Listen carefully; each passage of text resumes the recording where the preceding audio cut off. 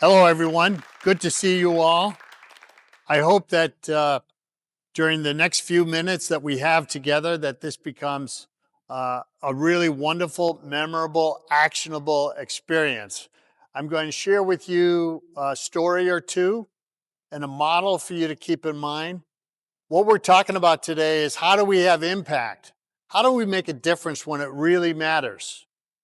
How do we influence and shape the social landscape in such a way that things are really working for you in spite of what's going on? All right. So, uh, we all have stories about what it's like when things aren't working. I'd like you to visualize those moments when the opposite is happening. Why is it that people are listening to you? Why is it that you and them are able to collaborate in spite of some of our differences? Why is it that there are certain gifts and skills that are coming out of the group that is more naturally able to help us all move forward so that we create a 1 + 1 is 3 versus a 1 + 1 is -1 kind of experience? So, I'm going to share with you a story about back in the day when I was working as a Prudential insurance salesman. This was way back before there were computers. And you literally had to knock on front doors. Okay, this is before there was the internet, before there were apps. So this was all very manual. And it really depended on how you could create new and different conditions. The job in those days was to try to harness enough interest, goodwill, and emerging trust for them to invite you into their homes, into their kitchen tables, where 90% of all insurance policies were written and signed on the kitchen table.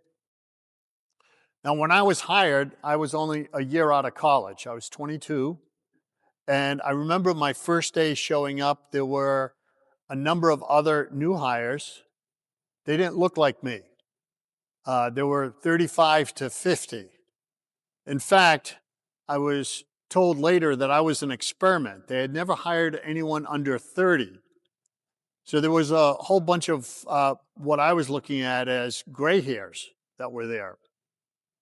Um, we got into customer role playing rather quickly. Uh, and initially, when I saw the hiring manager, who was also my training manager, do some back and forth with in the role play with a seasoned insurance agent, it looked very easy. In fact, it was kind of fun. It was engaging, and we gave some feedback to them about what we thought we were viewing, and then it was our turn. So at this first of 4 stages of levels of mastery, it's what I call the unconscious incompetent, or the I don't know what I don't know stage. It's actually a state of bliss where things look easy. Okay, um, that's the Dunning-Keurig effect, where people with lower ability actually overestimate their capability. So if you're trying to have impact, one of the things you want to do is not only be situationally aware, and that is really looking at things from a me, from a we, and from a us perspective, thinking what are people thinking, feeling, and doing, what's common and what's not amongst us, what's working and what's not working, all of which is part of the situational awareness. But you also want to look at the 4 levels of mastery so you can close the knowing doing gap.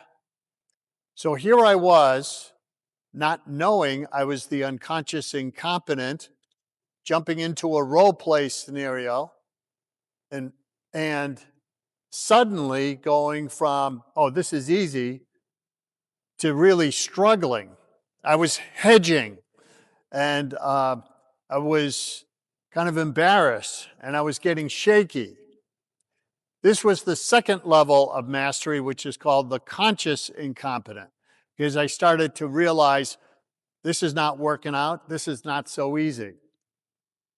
Um, this is also technically what I would call the "aw shit" phase. Okay, when you're at the conscious incompetent and you now know what you don't know. Okay, now you stick with this, and I was getting a lot of feedback about not just parroting features and benefits about a product, but spending far more time, of course, in the conversation, asking questions, open and closed questions. Tell me more. Why are you thinking about it this way? Would you be open to hearing about a different way of looking at this, and so on? So, from this coaching, I was able to get uh, improve my performance, my impact. This third level is called the unconscious competent. So I was getting better.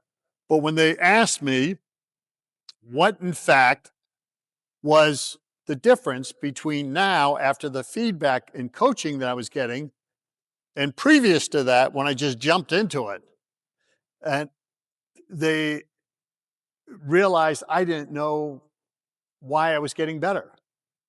I couldn't tell them that, in fact, I was addressing some of the resistance.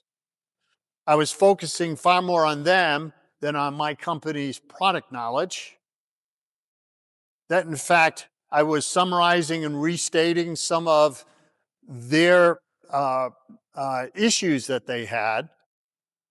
That I was signaling to them that they were important enough that I really wanted to listen, and in fact, I dare say, care about them.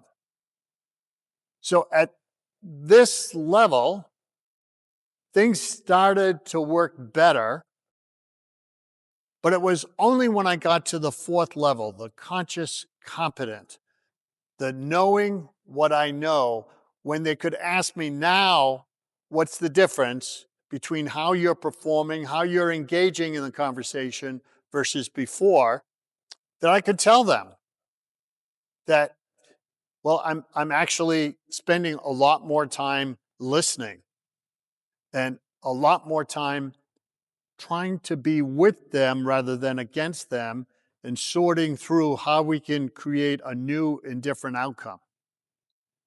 So these four levels of mastery, from the unconscious incompetent, I don't know what I don't know, to the second level of the conscious incompetent, now I know what I don't know, the kind of "aw shit" phase, to the third level, which is the unconscious competent.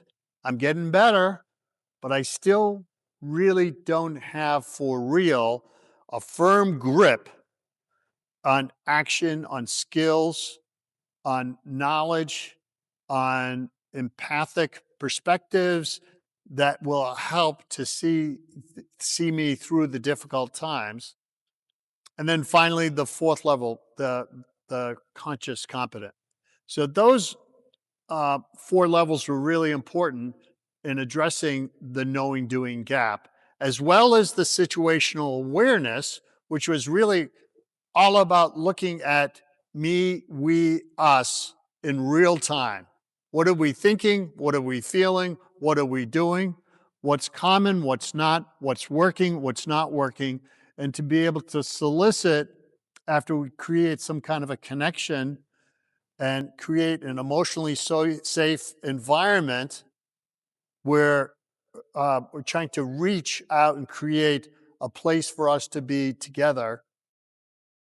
And by putting those things together, the situational awareness, the four levels of mastery, and then moving to the P part of the AMP model. So from awareness to mastery to purpose, passion, and presence, uh, all together really makes a difference. Well, What is it about purpose that we should keep in mind? You know, purpose provides a roadmap for us, you know, knowing where we're going. That is sometimes easier said than done. It's sometimes underwhelmed, overstated. But in fact, when you think about those times in your life when you're really deeply committed to doing something, you're on fire, that kind of purpose can make a difference. In fact, with that often comes passion. We get into a flow state where we're excited. And it just really means something that is beyond what we ordinarily do, beyond who we usually are. And with that, people experience us in a new and different way. That presence where people want to be around us because of how we're projecting, me, we, us, togetherness kind of spirit. So what I would say in sum, if you want to make a difference, be aware of what your 360 environment is like, inside, outside, forward and backwards, common and what's not common, what's working, what isn't. Make sure that you're really working at what do I need to do differently? So looking at those 4 levels of mastery and being aware of how much purpose have I crafted, being honest about what is the road that I'm traveling? What do I need to change to stay on track, to not get off the rails? And having passion, having some fun with this. And with that will come the presence, the spirit that says, you too, we can join this together. So I would say, try it out. Picture yourself tomorrow using AMP, awareness, mastery, purpose, passion, presence. Map it out. When am I going to do this? How is this going to look? What are some things that will be better? The more we practice at getting better, the more we'll have impact. I wish you well with this. Thank you, and have a great day. I'm Mark Sullivan with the Performance Learning Academy. Thank you.